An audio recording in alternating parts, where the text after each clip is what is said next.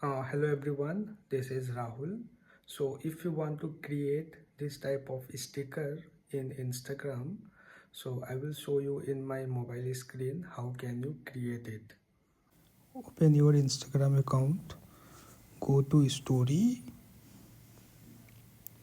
select any image, click on sticker icon and click on cutout. So I will select it once again. So use sticker.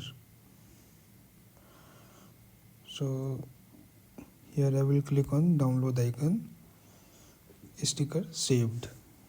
Okay, so when I will go here, you can see this sticker is saved. Or else go to Instagram DM, keep the image here in the chat. Here press and hold. You will see the option as make a sticker. So it is ready. Click on saved. So you can see here